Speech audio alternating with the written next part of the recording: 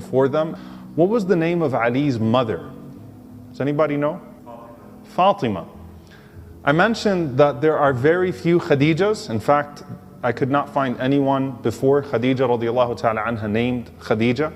But when it comes to Fatima, there is Fatima, the mother of Ali, Fatima bint Muhammad, the wife of Ali sallallahu alaihi wasallam radiallahu anha. There's Fatima bint Hamza, Fatima bint Shayba.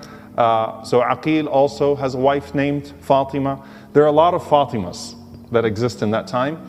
But the mother of Ali radiallahu ta'ala anhu, Fatima bint Asad, is so special that I thought about doing a whole lecture about her. But then I said this series is going to get way too long if I do a whole lecture on her, and we're just going to end up having to dig a lot deeper. But she is a first as well. She is the first Hashimi woman to accept Islam. The first actual person from the family, the first woman from the family of the Prophet ﷺ in terms of his tribe to accept Islam. So unlike Abu Talib, who of course had held out because of the implications of his tribe, Fatima bint Asad radiallahu ta'ala anha immediately accepted Islam. So she's considered the first Hashimiyya, the first woman from Banu Hashim to accept Islam. Some of the scholars put her as the 10th or 11th person as a whole to accept Islam. So she is one of the first 10 or first 11 to embrace the message of the Prophet ﷺ. She did not hesitate at all. When the Prophet ﷺ informed her about the message, she immediately believed in the Prophet ﷺ, and she always knew there was something special about him. She's also like Ayman, someone that the Prophet ﷺ referred affectionately to as a mother, because she served that role as a mother. Now we know that the Prophet ﷺ used to call Abu Talib his father, and Abu Talib would call him his son. And one of the nicknames of the Prophet ﷺ was Yatim Abu Talib, the orphan of Abu Talib.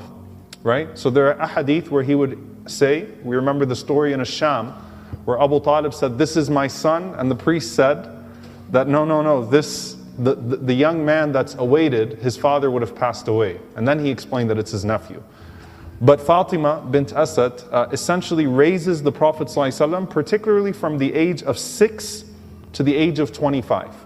The age of 6 to the age of 25, when the Prophet ﷺ got married to Khadija radiallahu ta'ala anha.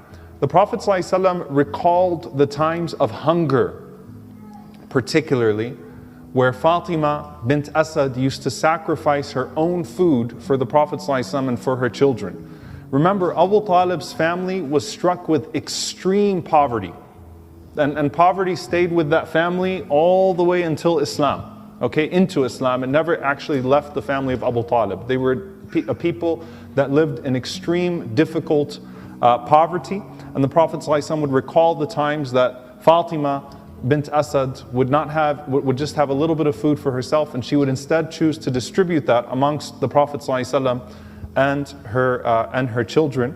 As we said, she accepted Islam instantly. She even considered making hijrah to Abyssinia with her son Ja'far. So we'll talk about Ja'far radiallahu anhu again in a future halaqah, but she even considered making that hijrah, migrating to escape the persecution in Mecca.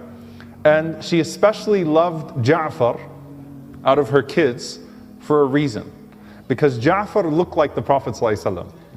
So she loved Ja'far particularly for his physical resemblance of the Prophet ﷺ. So she had a preference, a soft spot for Ja'far radiallahu ta'ala anhu. She suffered during the boycott, as we talked about, the boycott on Banu Hashim and Banu Muttalib. Of course, that would cause the death of Abu Talib, and it would cause the death of Khadija radiallahu ta'ala anha.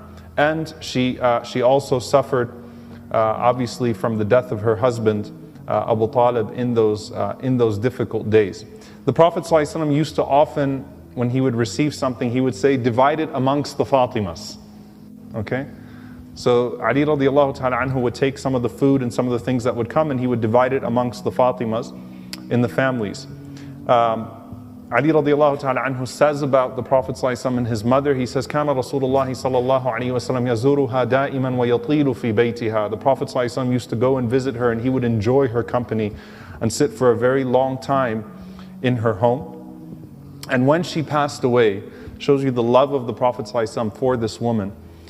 When she was dying, the Prophet ﷺ came to her home, he removed his own shirt and he wrapped her in his shirt ﷺ, and he sat beside her bed and he made dua for her while she was passing away. And she passed away with her eyes on the Prophet ﷺ, وَهُوَ يَدْعُ لَهَا, while he was making dua for her. What a way to leave this world. SubhanAllah, wrapped in the shirt of the Prophet ﷺ, staring at the Prophet ﷺ, sitting by her bedside, making dua for Allah subhanahu wa ta'ala to forgive her and to ease her transition. Ali radiallahu ta'ala anhu said that I remembered the day that Fatima bint Asad was buried, and she's buried in Al-Baqi' Al-Gharqad. So she made the hijrah to Medina and she was buried in Medina. And the Prophet ﷺ himself jumped in the grave and he cleared the dirt for her. You know, obviously there's a task to get inside the grave and to make sure that there's no obstacles, no hard rocks or anything that would prevent the body. And he cleared the grave for her himself, sallallahu alaihi wasallam. And then he asked for her body to come into the grave. So the Prophet ﷺ actually received the grave of the body of this woman himself, sallallahu alaihi wasallam, and praised her and then led her janazah. Fatima bint Asad also, through her children, there are 46 ahadith narrated from Fatima bint Asad radiyallahu ta'ala anha wa ardaha. So this is the mother of Ali, and the reason why I wanted to spend a little bit of time is because you know Abu Talib, but you often don't hear about the mother of Ali radiallahu ta'ala anhu, Fatima bint Asad, the first of